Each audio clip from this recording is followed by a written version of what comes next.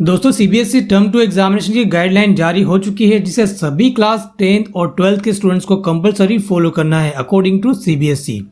यहाँ पर मैं कुछ टॉप 10 गाइडलाइंस को शेयर करने वाला हूँ, उसे आप ध्यान से जोर से सुनिएगा और एक भी गाइडलाइन को मिस मत करिएगा। तो चलिए विदाउट डिले वीडियो को स्टार्ट करते हैं।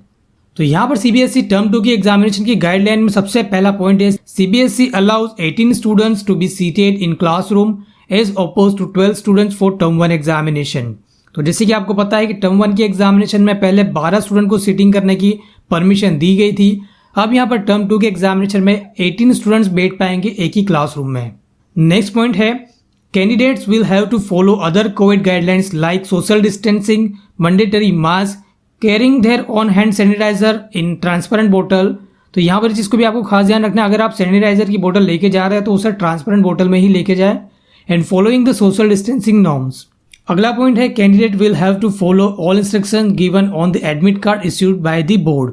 तो इसके अलावा आपके पास जो एडमिट कार्ड दिया गया है सीबीएसई टर्म 2 एग्जामिनेशन के लिए, उसके पीछे भी कुछ इंस्ट्रक्शन दी जाएगी, उसे भी आपको फॉलो करना रहेगा। अगला पॉइंट है, unlike term 1 examination the term 2 question paper would be sent to the custodian. तो यहाँ पर क्या होगा, जैसे कि आपको पता ही होगा कि टर्म 1 की एग्जामिनेशन के जो पेपर्स थे उसे ऑनलाइन भेज दिए गए थे, जिसकी वजह से काफी प्रॉब्लम हुआ था पेपर चेकिंग के दौरान। तो इस बार ऐसा बिल्कुल भी नहीं होगा। टर्म 2 के एग्जामिनेशन के जो भी पेपर्स रहेंगे वो कस्टोडियन में भेज दिए जाएंगे, यानी कि उसे और भी ज्यादा सुरक्षा के साथ आगे भेज दिया जाएगा। अगला पॉइंट है, the entire working of the examination centre would be handled by the centre superintendent only. अब यहाँ पर जो भी सीबीएसई के सेंटर्स रहेंगे वहां पर सीबीएसई की ओर से अधिकारी भेजे जाएंगे जो कि सेंटर को पूरी तरीके से कोऑर्डिनेट करेंगे। Both class 10th and 12th examination would be held for 2 hours from 10:30 AM to 12:30 PM।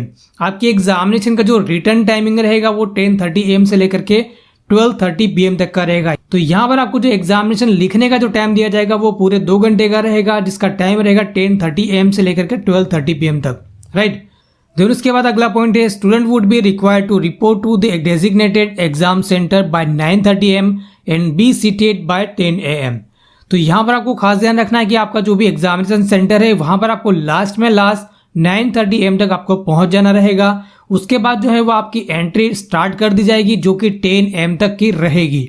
उसके बाद जो है वो आपको एंट्री नहीं दी जाएगी 10 AM के बाद। इस चीज का आपको खास ध्यान रखना है। अगले पॉइंट में वो चीज यहाँ पर मेंशन की गई है, entry to the examination centre would be close 8:10 AM and no student would be allowed inside thereafter. तो यहाँ पर आपको 10 AM के बाद एंट्री नहीं दी जाएगी। इस चीज का आपको खास ध्यान रखना है। पिछली टर्म 1 एग्जामिनेशन में ऐसा एक स्टूडेंट के साथ हुआ था जो कि वो वक्त पर नहीं पहुंच पाए थे, जिसकी वजह से उनको टर्म 1 की एग्जामिनेशन में बैठने नहीं दिया गया था। तो ये गलती आप बिल्कुल भी मत करिएगा। अगला पॉइंट है, question paper and answer sheet would be distributed to the students at 10 AM। तो यहाँ पर आपको 10 AM को क्वेश्चन पेपर और आंसर शीट जो है वो डिस्ट्रीब्यूट कर दी जाएगी। तो यहाँ पर इससे भी हमको पता चल जाता है कि क्वेश्चन पेपर और आंसर शीट अगर आपको 10 बजे दे दी जाती है तो डेफिनेटली उसके बाद आपको यहाँ पर एंट्री नहीं दी जाएगी 10 बजे के बाद।